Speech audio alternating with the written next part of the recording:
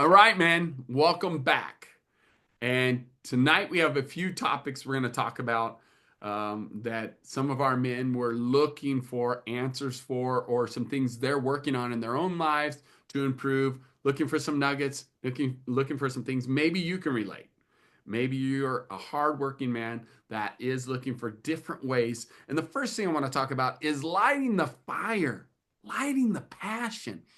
What we've noticed is actually that there are four faces of God in the lion, the ox, and the eagle, and then the face of man. Well, you are that face of man or woman. And the other three, they represent elements, fire, air, and water, but they also represent a type of animal. And the lion is very fiery, very passionate, very full of zeal and vim and vigor. And so we have this understanding. And what's interesting is it is a great representation of the enthusiasm of God. The fiery, if just go read where Jesus is turning over the tables and whipping with the cat o' nine tails, that is pretty passionate, pretty zeal. And so when you're possessed by God, instead of a demon, guess what? You're going to have some passion. You're going to have some vim and vigor. Now, if you don't be discouraged. You can have it. And it can be brought forth in you, calling forth the lion, calling forth the fire, calling forth the passion. But what's really cool is the Greek word is actually derived from enthusios, probably not saying it right, which is inspired or possessed by God. In the biblical usage, this concept is closely tied to zeal, fervor, being filled with the Spirit. Super powerful. Okay, and it's more excitement, motivation. The Hebrew concept goes back to enthusiasm, which is, and I'm going to say it wrong again, hurrah. How funny, hurrah, hurrah. At least it's probably hey ray, if I'm pronouncing it okay. Jess, you can help us. And quina or something like that, which means burning, kindle, or zeal and passion. Haaretz, another related word, which diligence and eagerness. Can you feel it? And by the way, we all have a dominant face in our lives, meaning ox, eagle, the lion. Can you tell which one is mine? I kind of grew up this way, born this way, and have fed it over the years. But guess what? It's important that we have balance. See, a lot of times we don't have one face that's dominant or balanced very well. Maybe we're dominant in the ox, and we'll get into it a little bit, but the lion is the fire. The ox is water, more able to go with the flow. And but the diligent one, the faithful one, the committed one, the faithful one, like that's the example of having a plan and sticking to it. That's the ox, y'all. And then you've got the lion that is like, let's go do this stuff, and he's all passionate and fiery. That's why when you have the combination of the two, unstoppable, y'all. But we need to understand these faces to be able to then go in and work on those and master those.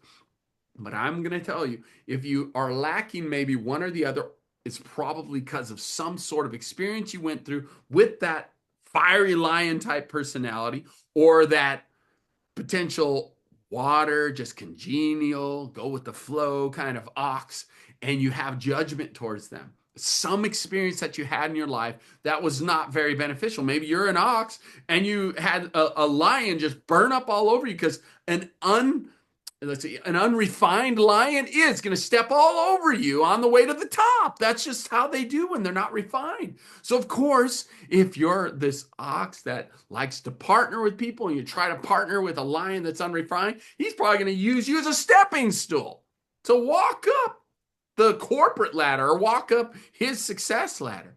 However, the ox then has judgment toward the lion, but then the lion might have a similar judgment towards the ox. What do you believe about the ox and why? What do you believe about that personality and why? What do you believe about that personality of the lion and why? Well, you believe, oh, the ox can't get stuff done. They're like a sloth. They take too long. And all they want to do is stick to the plan, stick to the plan. They're boring. I want something new and exciting. Which one are you? And then we've got the eagle. The eagle's the visionary, that dreams and flies and soars and looks to the future and doesn't have much grounding to the plan and doesn't have much fire. It's kind of just dreaming and but focused on the dream and the future. You know people like that? Again, these are personalities that we've discovered through the four faces of God. And mainly God says in his word that he's created us in his image. Well, what is his image? You can find it in Ezekiel. You can find it in Revelation, the lion, the ox, and the eagle. The eagle is a great representation of spirituality and the spirit, right? The Holy Spirit. And then you've got the ox, great example of the father figure, consistent, faithful, grandfather type, wise, wisdom. And then you got the lion, which is the representation of the fiery Yeshua, the Lion of Judah, right? Okay. And then we got King David that's like that too as well, known as that.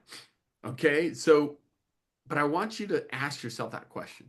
Is there some kind of judgment there? And then if there is, what can we do to change that story? Because again, some of our core action items or core action activity, is triggers to triumph. Recognizing that we have these triggers, we have these traumas that we've been through in judgment potentially towards maybe it's even towards the eagle. Oh, they just dream. They need to get their foot on the ground and deal with reality.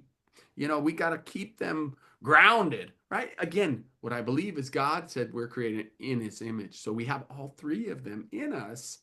And then we have that uniqueness about us, the face of man, that is our peculiar, is our very unique, sets us apart from everyone else on the planet. But we are a combination of the three faces. But here's what I believe. You need to be developing the ones that are not your natural strength. And I think we have some people that talked about that, hey, I want to rekindle this fire, this enthusiasm that I felt at one point. But maybe again, like I said, squashed by a lion. Or maybe it's a lion that is judging the ox type personality because, man, they're just so slow. However, guess what? The ox will kick your butt in a race. Why? Because he's in it for the long term. And the lion is beneficial because they get the fire and they go in there. The drivers, let's go. The alpha lion, however, they will burn out if they don't balance it with the consistency and the plan and the faithfulness and the commitment of the ox. And really important. And both of them will lose heart and lose vision if they don't have the eagle to give them a future plan, to give them the visionary 10,000 feet, what they can see and what they see in the future and hope. And with a vision, the people flourish. But without it, you will perish. And guess what? The lion and the ox, they're not very good at the vision side. They got to have the balance of the eagle. So what do you need to grow in your life? And what is it that it's missing? Are you missing that fire, that enthusiasm? Are you missing that consistency and that faithfulness and being able to do the plan or even create a plan and stick to it? Are you missing the vision, the focus of going after that vision and then remembering it and bringing it back up and continuing to soar towards the problem? Knowing that soaring towards the storm is where growth happens and where we will level up. So the bottom line is understanding these faces is very empowering. But then if you have a strength that needs to be improved, whether it's the lion, the ox, or the eagle, the face, the personality, that you don't currently have that strength or you currently don't have as much as you want, you're working on that, ask yourself this question. What do I believe about that type of person and why? You're going to find some answers in that. That's part of understanding. I get triggered by these people. I have judgment towards these people, and it's probably connected to some experience you had either in your formative years, typically, or even maybe in your teenage years, some experience that you had that brought some judgment towards that particular personality. Okay? Because in that, you'll find the story of, well, that doesn't work, or this doesn't work, right? One of those personalities doesn't work, and then you have a reason why it doesn't work, because this experience or that. Are you following me? Important to recognize these things and to be able to ask that question and be honest with yourself. And then Go find someone that's that personality, whether it's a lion, an eagle, or an ox, and ask them to help you write a new story. So if you have judgment towards an ox, maybe you need to take the time to ask for help in rewriting that story and learning and understanding all the beautiful, incredible benefits of that ox, the beautiful, incredible benefits of the lion, the beautiful, incredible benefits of the eagle. Because there is powerful blessings and powerful strengths in all three of them. All right. So, what do you believe and why? And knowing that, valuing versus judgment, gaining value, gaining great appreciation, and then make a list of those things that you need to improve in your life that they have, and the story that you want to incorporate into your life of the balancing of those three faces. And like myself, man, it's easy to tap into the lion. It's easy for me to get all enthusiastic and woo, fired up, right? It is. I've learned to do that. I've tapped into it. I know how to fire the fuel up. I know the things that will make me angry, even that will help me to empower the enthusiasm, right? Just some nuggets there on the potential of seeing those different personalities and working with them, learning to grow those in your life. All right. Now, we're going to talk about the next thing that covers two topics that we were looking at was being consistent in your health, having a system or in place things for bookkeeping, right, in your business. Again, we're talking about systems. We're talking about consistency in health. It's a plan. It's a system. It's a strategy. Do you know what field that's in? The ox. That's the one that's really good at that. The lion, it happens to be a couple lions that we're talking about this and asking me these questions. Same thing with leading well. And then accountability. Guess what? The lion has a hard time leading well. And I think we're going to stick on this personality stuff because it's really cool. Because they don't necessarily want to yoke. They want to go do it themselves because they do it best when they do it. Have you noticed that? Where the ox, if we tap into the ox, it's always about the yoke. Yoking up, right? And that's what God even said it in his word. For my yoke is easy and my burden is light. He's letting you know he wants to yoke with you. So that's an answer. And that's the ox. That's the fatherly figure in him. But guess what? That's where your answers will come, even in understanding how to lead your team well. Are you willing to yoke up with them? That requires time. And you're like, oh, I've got 10,000 things to do. I'm a lion. I've got to get all this stuff done. I ain't got time to spend time with them. It's real. This stuff happens. But guess what? The time spent with an ox or doing ox type things and yoking up, God's promise is when you collaborate, willing to yoke, willing to work together, God's promise is 3 times the results. I don't care how awesome you are. You're probably only going to be able to double your own results and double yourself. But man, oh man, yoking takes more time, but 3 times the results. Okay? I want you to think about that for a second. Because you're partnering, you are collaborating, and you are getting a mutually beneficial relationship through yoking. You're personally connecting. You're getting more commitment. You're getting more faithfulness for the long haul, and you're working with them to do the long haul stuff and committing them, and they're committed to you through what? Relationship, through connection. And by the way, men, you need to master yoking up because that's what it says with your spouse, your wife. That's what you're supposed to do. Do not be unequally yoked. So don't try to be equally yoked. Work together, get in rhythm, get in sync. That's the beauty of a marriage. So again, we're not just talking about working with people and different personalities, even your wife. That's what the Bible says to do. So are you willing to do that? The promise is you get 3 times the results. So why wouldn't you do it? Well, because I'm a lion, and because, man, when I do it myself, I do it better than anybody else, and I get it done faster than everybody else. Yes. And then you got the ox. It's like, just stick to the plan, man. What's wrong with you? Why can't you be consistent? Why can't you just do it? It's going to get you better results if you just do it over and over. He's right. He's right. They need to work together. The power of that, okay? So guess what? Leading well, accountability. The ox thrives in accountability. Yep. I'll give you some data. Let me give you some research. Let me show you the numbers. Numbers don't lie. I'll just keep going, keep going, keep going, right? Do you follow me? And then you got the lions like, I'm just going to go do it 1,000,000 times. And then I should be good at it, right? All in one day. It's like, no, that's not it.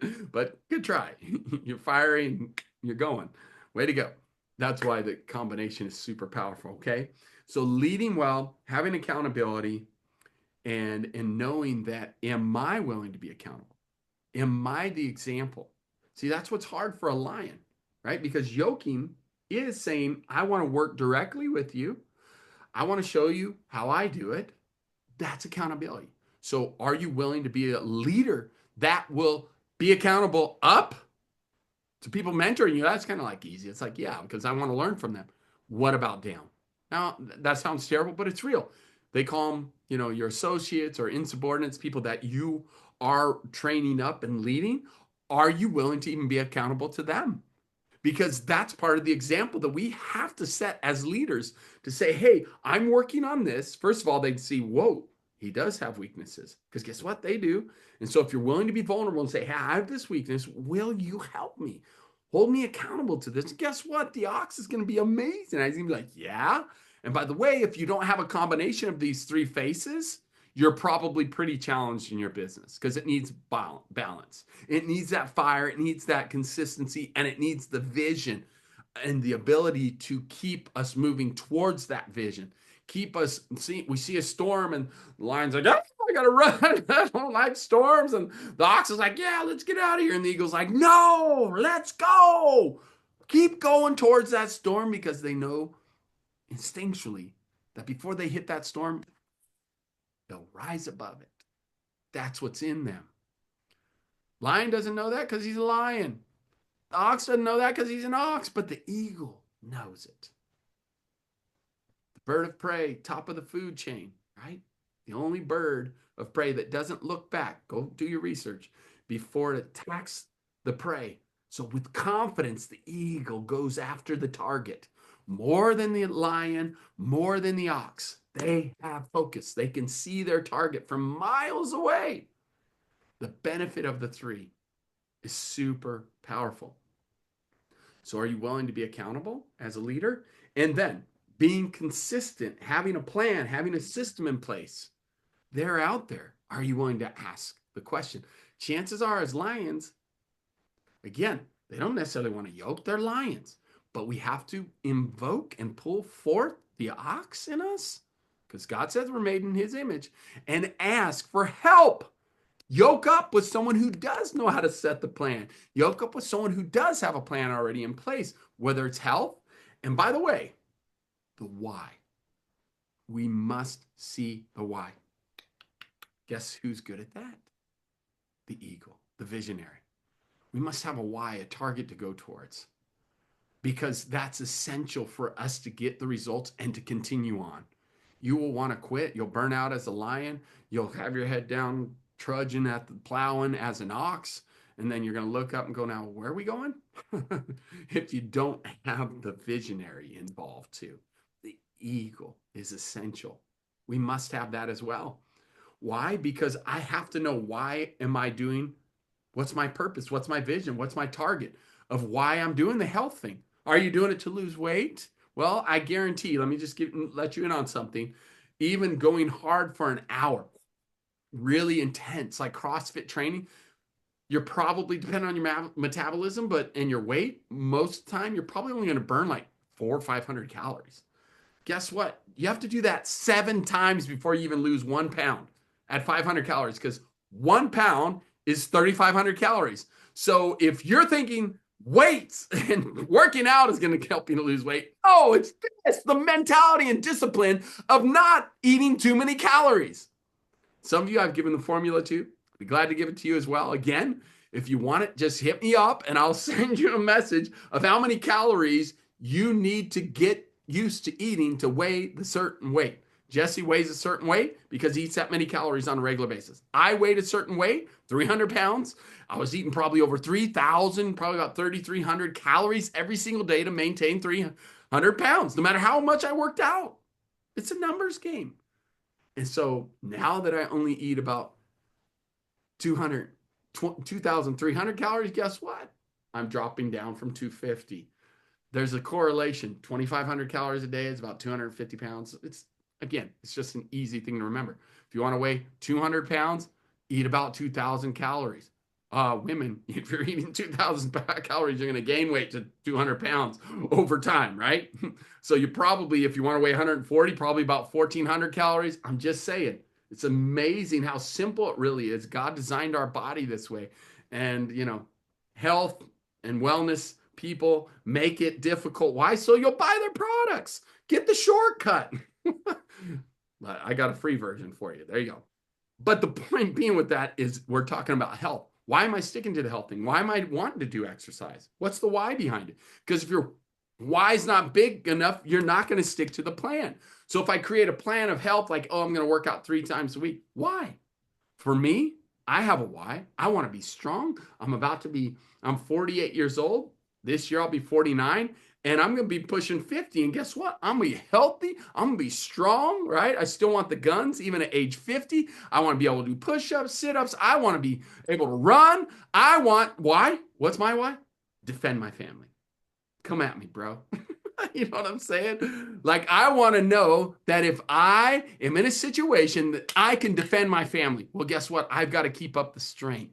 That's why I do CrossFit. That's why I do weight training. That's why I do free weights and strength training. And as you get older, your muscles will deteriorate if you don't keep doing strength training. It's really important. So for me, that's my why. If your why is, well, I want to lose like 5 pounds and look a little bit better in my mini skirt.